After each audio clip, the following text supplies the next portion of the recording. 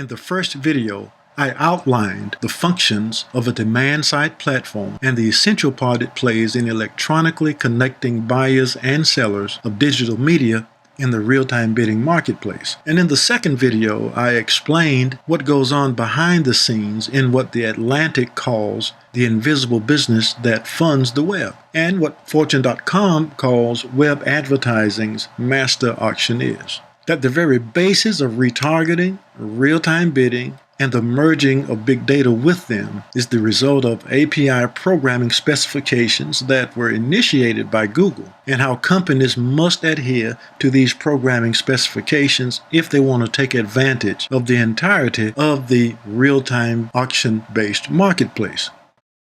Now in this video, I'll show you how you'll generate fees with your private label demand-side platform and how our turnkey system solves the biggest set of problems that you'll encounter if you wanted to thrive in this ever-growing marketplace. And finally, if you stuck with me this long throughout these 3 videos, well, you deserve something. So I have a free gift for you, and I'll explain this to you as we go along, okay? Now, just imagine for a moment operating a business that you can be totally proud of, one that you can explain to others, and one that others will recognize, something that's rare with a lot of businesses these days. And providing that service in such a way that a person can't get anywhere else, and one where you'll be generating multiple income streams of passive and semi-passive income. Now, the end result would be something like this, or even better. Now, here's a recent email from one of our platform partners, and he wanted to get an evaluation on a couple of campaigns that he had running. And let me read this so we can go a little further. He was saying that both campaigns are for the same firm. And he goes on to say, on a positive note, client informed me that they acquired a customer for a new air conditioning unit through a click. Now, that is a conversion worth several $1,000s to them. Now, imagine providing that level of service to a local business and getting the results like that. Do you think that that business is thinking about looking somewhere else or doing more business with you? And this is how you scale business from a small level to an extremely large level, by giving them the kind of results that are hard to duplicate elsewhere. This particular client was in a competitive environment, and in some cases, a traditional click would have been worth over $5 per click. So what I'm going to do right now is show you how your platform will look and show you the amazingly unlimited opportunities that you would have by owning one. So what I'm going to do right now is use this client campaign as an example of what's possible with your demand-side platform. And in this case, the client, they provide air conditioner sales, service, and repairs a little north of Sacramento, California. And they gave us a listing of their counties that they serve, and it was a total of 14 counties in California, USA. And these are the counties. Because of the diversity in that area, they wanted to make sure that their message got out to Spanish and English-speaking audiences. And of course, their ideal client is a homeowner, single-family dwellings. And because of their service, they wanted to make sure that their banners were placed on high-level sites and pages so that they could attract a quality audience. So here are our results. Now, this is the first time out, and we were able to achieve 26,801 impressions, and we used a total of 12 banners, and we selected those banner sizes based on the traffic volumes that they get in his area. So with that, we got 73 clicks, and that was with a total ad spend for this initial round of $49.77. Traditional pay-per-click runs up to $5.27 per click. But with our settings, we were able to get per click cost down to 69 cents. So now what do we do next going forward? The first thing we want to do is analyze the stats, because the stats will always be the judge. And we'll improve those ads as needed. We'll take a look at the landing pages and other types of analytics to see if we can improve everything across the board. Because at this point, it is taking what you have and trying to improve it and looking at the stats and see if we could get better results than we've gotten this time. We'll also tweak the audience, and when we get inside of a platform, I'll show you what I mean by that. And finally, we'll start building custom audiences that look like those audience members that clicked and that made a purchase. So that would be the objective with this campaign. So now let's take a look into a platform, and I'll break all of this down for you. Now, once we get inside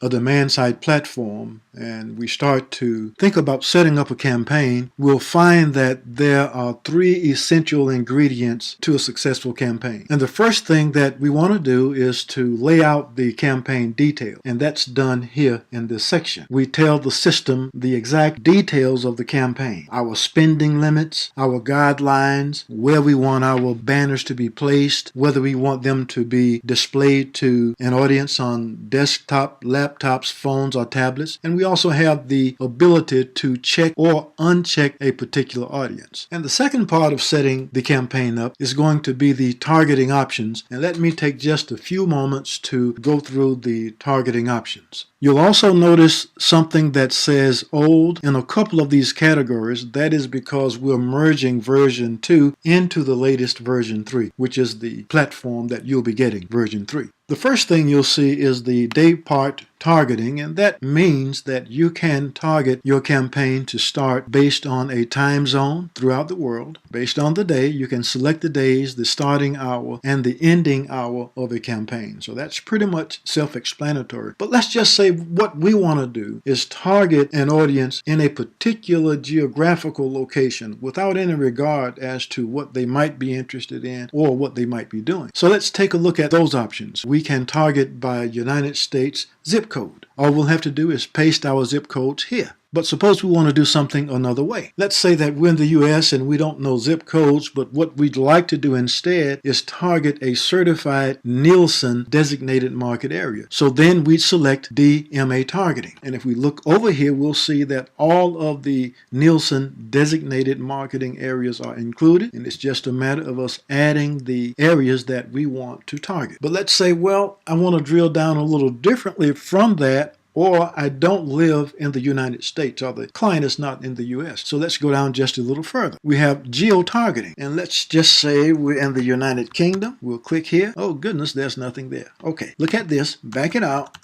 and you have all of the regions in the United Kingdom, and you can go just a little further and you can select also the cities there, okay? And in this case, we have 249 countries.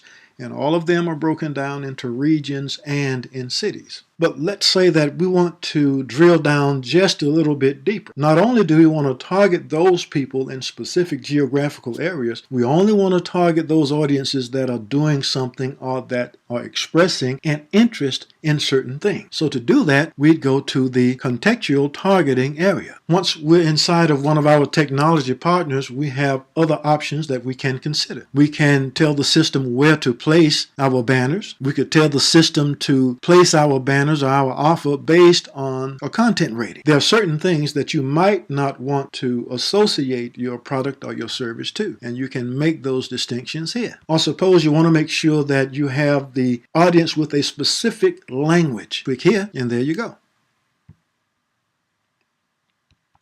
So in the case of our air conditioner client, he wanted to select English and Spanish. And in cases like this, you'll just make a group, you slide everything over,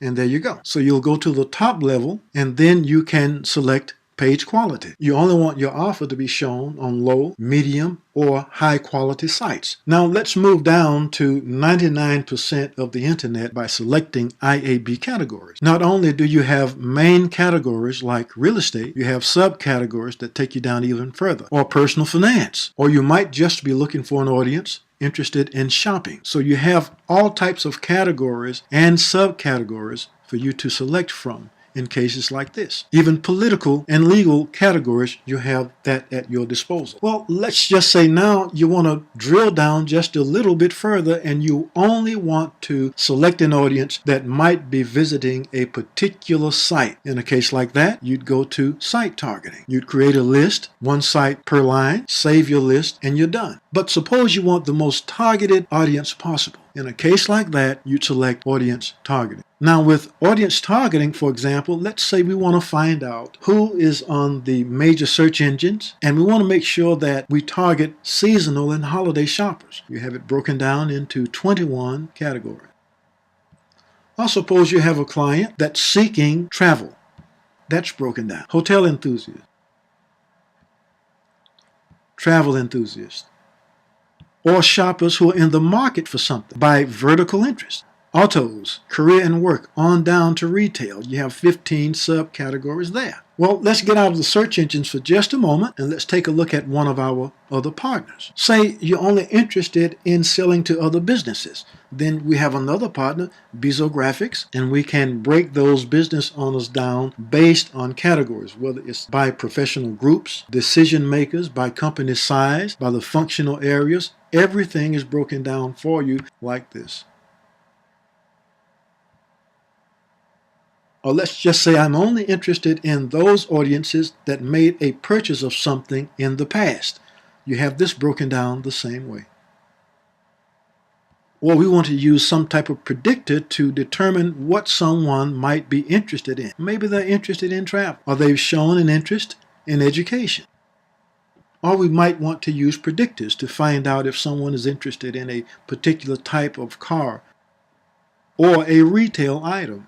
It would probably take all day to explain all of the different types of targeting options that's available to you. In fact, I think we calculated there are probably between 54 to 60,000 unique combinations that you could use. And once you look at the capabilities of your demand side platform, you gotta agree that it's absolutely great because you can benefit so many businesses, for-profit, non-profit organizations, governmental entities, people with a social or a political agenda. And it's absolutely great because you have virtually unlimited options. But that's also the number one problem. What you need is a turnkey solution to make this work and to make this profitable from the very instant that you have everything set up.